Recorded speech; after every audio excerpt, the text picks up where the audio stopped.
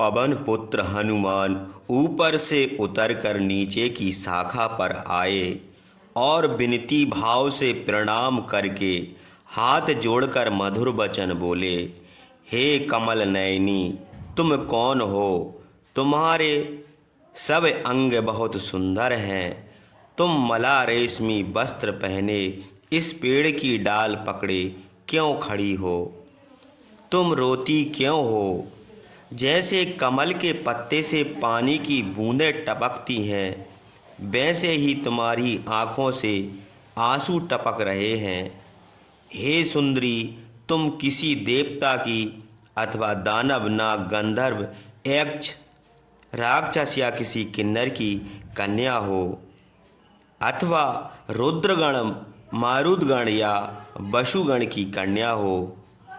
जान पड़ता है कि तुम कोई देवी हो, ताराओं में श्रेष्ठ रोहिणी तो नहीं हो। क्या चंद्रमा के वियोग से आकाश से गिर पड़ी हो?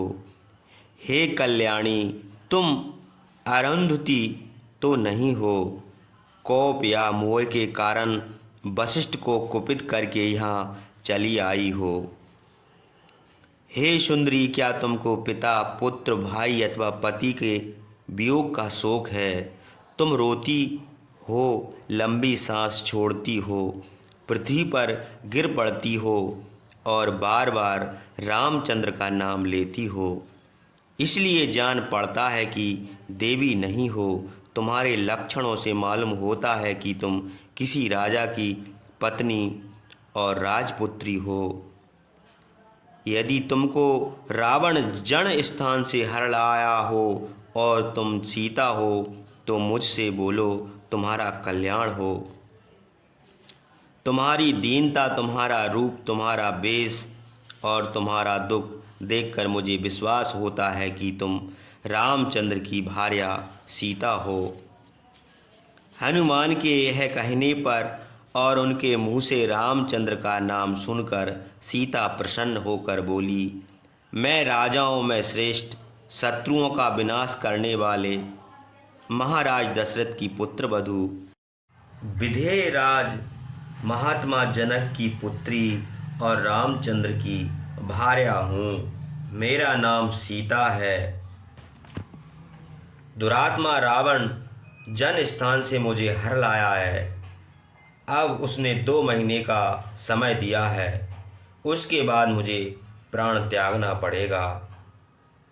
कपिवर हनुमान दुख से पीड़ित सीता को समझाने लगे, हे देवी, मैं रामचंद्र का दूत हूँ, उनका संदेश लेकर आपके पास आया हूँ। हे वैदेही, रामचंद्र कुशल से हैं।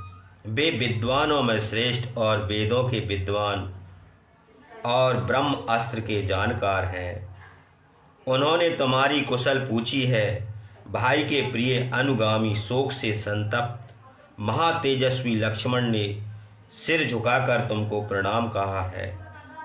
राम लक्ष्मण की कुशल सुनकर सीता प्रसन्न हुई और हनुमान से बोली, मनुष्य जीवित रहने से 100 वर्ष बाद भी कभी न कभी सुख पाता है।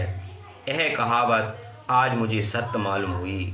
राम और लक्ष्मण के मिलने से सीता को जो आनंद होता, वही आनंद हनुमान की बातें सुनकर उन्हें हुआ। सीता को प्रसन्न जानकर महावीर हनुमान और नीचे उतरे। हनुमान को समीप आते देख कर सीता को फिर संदेह हुआ कि यह रावण की माया है। मैंने इस दुष्ट से बातें करके बड़ा अनुचित किया। अब यह वानर का रूप धारण करके आया है। यह सोचकर वे वृक्ष की शाखा छोड़कर पृथ्वी पर बैठ गईं। हनुमान ने सीता को प्रणाम किया, किंतु डर के मारे उन्होंने उनकी ओर नहीं देखा। वे लंबी सांस छोड़कर मधुर स्वर से बोली, यदि तुम मायावी रावण हो और अपनी माया से मुझे फिर पीड़ित करना चाहते हो तो यह काम अच्छा नहीं है। तुम सन्यासी के रूप में जन स्थान में गए थे, तुम वही रावण हो। काम रूपी निशाचर, मैं बहुत दुखित हूँ। उपवास करने से दुर्बल हो गई हूँ। तुम मुझे क्यों पीड़ित करते हो?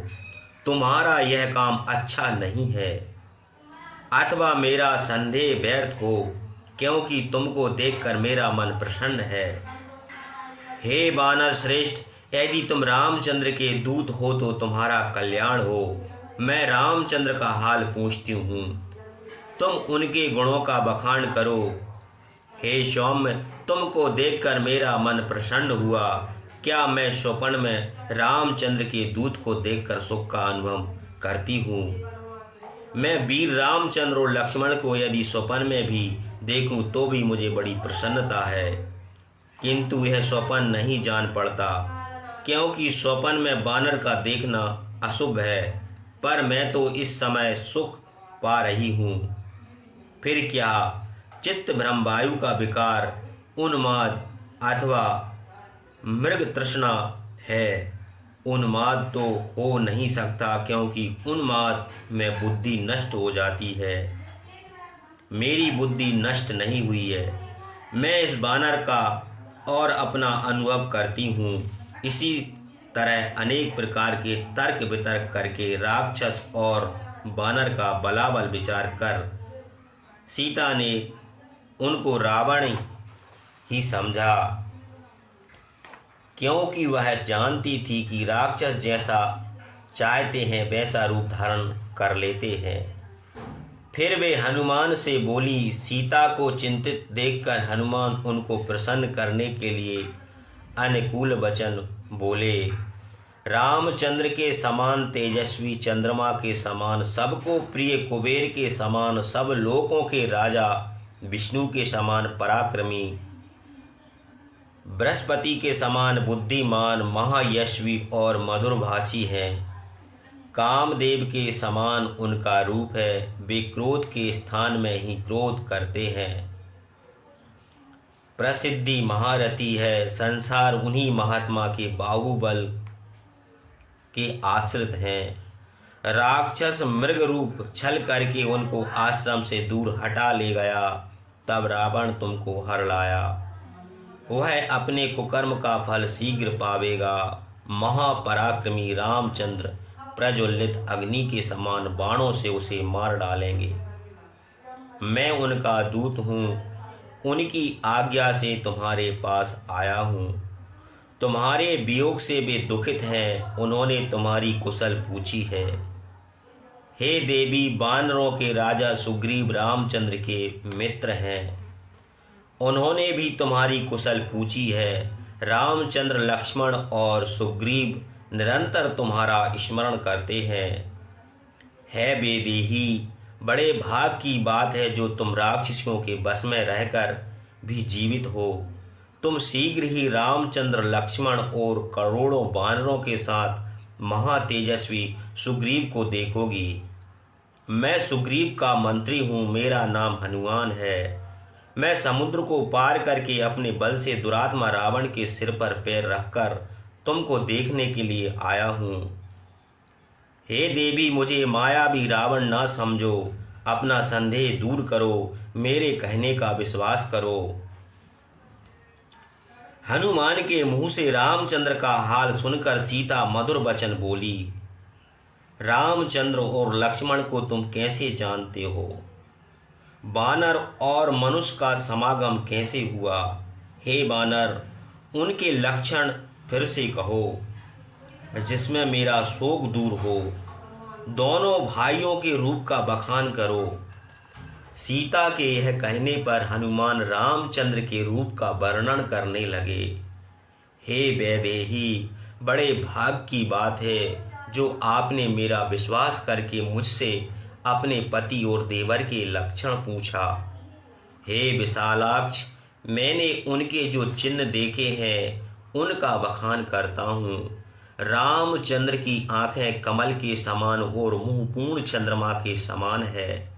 हे जनक नंदिनी, वे सर्वथा रूप और गुण लेकर उत्पन्न हुए हैं।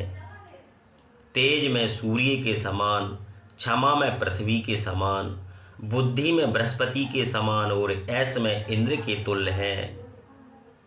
वे सुहृदों और सब प्राणियों के तथा धर्म और सदाचार के रक्षक हैं। हे भामिनी, वे चारों वर्ण और संसार की मर्यादा के भी रक्षक हैं। सूर्य के समान तेजस्वी और पूजित हैं। गृहस्थ धर्म में रहकर ब्रह्मचर्य का पालन करते हैं। उपकार को नहीं भूलते, कार्य में अत्यंत निपुण हैं। विनीत और नीतिज्ञ हैं। ब्राह्मणों का सम्मान करते हैं। बुद्धिमान और सुशील हैं। अजुर्वेद के विद्वान हैं और वेद पंडितों में पूज्य हैं। वेद वेदांग और धनुर्वेद के ज्ञाता हैं। उनके कंधे मोटे, भुजाएं लंबी, ग्रीवा शंख के समान, मुंह सुंदर, गले की हड्डी मांस में छुपी हुई है और आंखें कुछ लाल हैं। स्वर गंभीर और वर्ण स्निग्ध है। प्रतापी रामचंद्र के सब अंग सुडोल हैं। उनका रंग सांवला है। छाती मणिबंध, कलाई और मुष्टि में 3 अंग अत्यंत कठिन। भौहें, अंडकोश और बाहु ये 3 अंग लंबे। केशाग्र, अंडकोश और जांघें ये 3 अंग समान। नाभि का अभ्यंतर भाग, कोख और छाती ये तीनों अंग ऊंचे। आँखों के किनारे नख, पैर और हथेली लाल। पैर की रेखाएं लिंग और केश चिकने। स्वर, नाभि और गति चाल। गंभीर पेट और गले में 3-3 रेखाएं। पैरों के तलवों के मध्य भाग कुचाग्र और पैर की रेखाएं अवनत। पीठ और जांघें छोटी। सिर में बालों के 3 आवर्त। अंगूठे की जड़ में 4 रेखाएं। माथे पर, पैरों में और हाथों में 4-4 रेखाएं।